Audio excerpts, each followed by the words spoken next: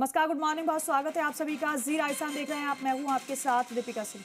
एक बड़ी खबर है, राजस्थान के कोटा शहर में बड़ा हादसा सामने आया है, जहां पर जवाहर नगर थाना क्षेत्र में एक बिल्डिंग अचानक से भरभरा कर गिर गई। जवाहर नगर थाना क्षेत्र के इंदिरा विहार में एक 2 मंजिला बिल्डिंग भरभरा कर गिर गई, जिससे मौके पर अफरा तफरी मच गई। 20 बच्चों के मलबे में दबे होने की आशंका है। अभी तक 2 की मौत की पुष्टि हो गई है और ये मौत का जो आंकड़ा है वो बढ़ सकता है। घटनास्थल पर पुलिस, एम्बुलेंस और फायर ब्रिगेड की कई टीमें मौजूद हैं। राहत और बचाव का काम भी जारी है। बिल्डिंग में नॉनवेज रेस्टोरेंट चल रहा था। 5 से 6 लोगों का रेस्क्यू कर एम्बुलेंस के जरिए अस्पताल पहुंचाया गया, जिनकी हालत गंभीर बताई जा रही है। एहतियात के तौर पर प्रशासन ने पूरे इलाके की बिजली काट दी है। शिक्षा मंत्री मदन दिलावर ने भी मौके पर पहुंचकर जायजा लिया। ये दर्दनाक और भयानक हादसा रहा, जो भरभराकर बिल्डिंग अचानक से गिर गई। 2 की मौत की पुष्टि हो चुकी है। करीब 20 बच्चे मलबे में दब गए। ये लापरवाही है या फिर हादसा, ये गंभीर सवाल है। जवाहर नगर थाना क्षेत्र में बिल्डिंग गिरने की वजह से यह हादसा हुआ। एकदम से अचानक से भरभराकर ये बिल्डिंग गिर गई। कोटा जवाहर नगर थाना क्षेत्र में ये बिल्डिंग गिरी है और आप देखिए कैसा वहां पर मंजर था। रोते बिलखते चीखते लोग सुनाई दे रहे थे, खुद को बचाने की गुहार लगा रहे थे। अचानक से ये बिल्डिंग गिरी, किसी को कुछ समझ ही नहीं आया कि क्या हुआ। बिल्डिंग गिरने की वजह से यह हादसा। राजेंद्र हमारे सहयोगी फ्लाइट पर जुड़ रहे। राजेंद्र, अभी फिलहाल क्या अपडेट है, क्योंकि 2 की मौत की पुष्टि कर दी गई है? देखिए, इस पूरे मामले की अगर बात की जाए तो 2 लोगों की मौत की यहाँ पर पुष्टि कर दी गई है और 13 से ज्यादा लोग घायल है। देर रात की अगर बात करें तो सुबह 4 बजे तक रेस्क्यू कार्य चला और जो घायलों को निजी और जो सरकारी अस्पताल है, न्यू मेडिकल कॉलेज, वहां पहुंचाया गया। फिलहाल अगर स्थिति की बात की जाए तो स्थिति सामान्य है, मगर सरकार की तरफ से यहाँ पर किसी भी प्रकार की अभी तक सहायता राशि का ऐलान नहीं किया गया है। मगर सबसे बड़ी लापरवाही प्रशासन की रही, क्योंकि छोटी साइज के भूखंडों पर 8 बाई 10 के भूखंडों पर बहुमंजिला इमारतें बन जाती है और बहुमंजिला इमारतें बनने के साथ ही उन पर कॉमर्शियल एक्टिविटीज भी होती है और साथ में ही वहां पर अगर पूरे स्थिति की बात की जाए तो वहां पर कई पीजी और कई हॉस्टल भी वहां पर बनाए गए।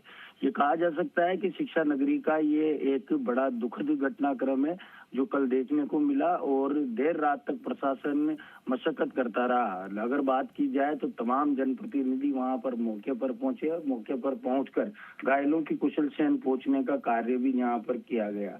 फिलहाल अगर ताजा स्थिति की बात की जाए तो ताजा स्थिति में ये है कि 2-3 लोग यहाँ पर गंभीर रूप से घायल है, जिनका उपचार यहाँ पर जारी है। कुछ लोगों के मामूली फ्रैक्चर आए हैं और साथ में कई जेसीबी मशीन, क्रेन की सहायता से यहाँ पर घायलों को निकाला गया। जी राजेंद्र, ये बिल्डिंग गिरी कैसे? क्या ये कारण किसी को समझ आ पा रहा है? क्या बिल्डिंग की स्थिति सही नहीं थी या फिर आप बता रहे हैं कि बिल्डिंग के भीतर ही रेस्टोरेंट चल रहा था? कुछ कारण किसी को पता चला क्या? क्योंकि जांच के बाद सबको स्पष्ट होगा, लेकिन अनुमान के हिसाब से क्या पता चल रहा है?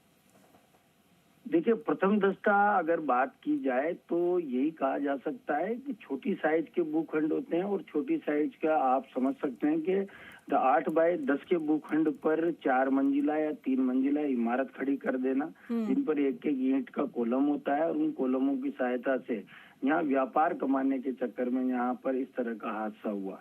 यह हादसा ऐसा है कि यहाँ पर और भी जो बिल्डिंग थी वो भी इसकी चपेट में आ सकती थी और अगर अतिक्रमण की बात की जाए तो उस स्थान पर अतिक्रमण भी बहुत है, क्योंकि 8 बाई 10 के कियोस्क के क्षेत्र में नॉनवेज के रेस्टोरेंट चलना और लाइन से नॉनवेज के रेस्टोरेंट चलना ये एक बड़ा विषय है। साथ में नगर निगम प्रशासन को भी सोचना होगा कि किस तरह से छोटी सी दुकानों में बड़ा व्यवसाय यहाँ पर किया जा रहा है, क्योंकि इस तरह के रेस्टोरेंटों के लिए बड़े भूखंड की आवश्यकता होती है।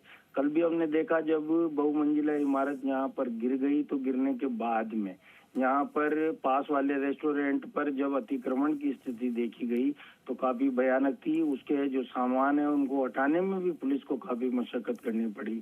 तो अगर पूरे क्षेत्र की बात की जाए तो देश प्रदेश से यहाँ पर नीट और आईआईटी की तैयारी करने के लिए कोचिंग छात्र पहुँचते हैं। ये एक ऐसा हब है जहाँ पर कोचिंग स्टूडेंट आए दिन घूमते हुए नजर आते हैं, क्योंकि वहाँ पर बुक स्टॉल भी है, किताबों की दुकान भी है, बच्चे पीजी के रूप में भी वहाँ पर रह रहे हैं, साथ में रेस्टोरेंट संचालन हो रहा है, जूस का संचालन हो रहा है, तो बच्चों की आवाजाही काफी रहती है। गनीमत की बात ये रही कि यहाँ पर कैजुअलिटी की जो संख्या है वो 2 ही निकल कर आई। फिलहाल घायलों का उपचार चल रहा है, ये बढ़ भी और ये सकती जो है। 2 जिनकी मौत हुई है, इनकी पहचान हो गई है? इनके परिवार को सूचित कर दिया गया या फिर ये वहाँ के स्थानीय है? देखिए, देर रात तक प्रशासन की जो कार्रवाई है वो चलती रही, क्योंकि सबसे बड़ी मशक्कत थी, क्योंकि तंग क्षेत्र में जहां पर हजारों की संख्या में लोग इस पूरे हादसे को देखने के लिए पहुंचे, तो पुलिस के लिए भी एक मशक्कत का सबक देखने को मिला। जी। जी राजस्थान जब अपनी टीवी स्क्रीन पर एक्सक्लूसिव तस्वीरें जी राजस्थान के दर्शकों को दिखा रहा था, तो पुलिस के पास सबसे बड़ी मशक्कत ये थी कि किस तरह से इस भीड़ पर काबू पाया जाए, क्योंकि लगातार जो जेसीबी है, क्रेन है, एम्बुलेंस है, वो आने के लिए वहां पहुंचना चाहती थी, मगर जो लोगों की भीड़ थी उसके कारण उनको पहुंचने में काफी दिक्कत हो रही थी। रेस्क्यू कार्य करने में भी काफी परेशानी का सामना करना पड़ रहा था, क्योंकि जिस क्षेत्र में ये हादसा हुआ उस क्षेत्र में अगर बात की जाए तो लोगों की जो आवाजाही है वो काफी रहती है। पूर्व यूडीएच मंत्री और ठीक है, वर्तमान राजेंद्र, आप नजर बनाए रखिएगा। आपसे पल पल की अपडेट हम लेते रहेंगे। बहुत शुक्रिया आपका जानकारी के लिए, बातचीत के लिए। तो फिलहाल 2 की मौत की पुष्टि कर दी गई।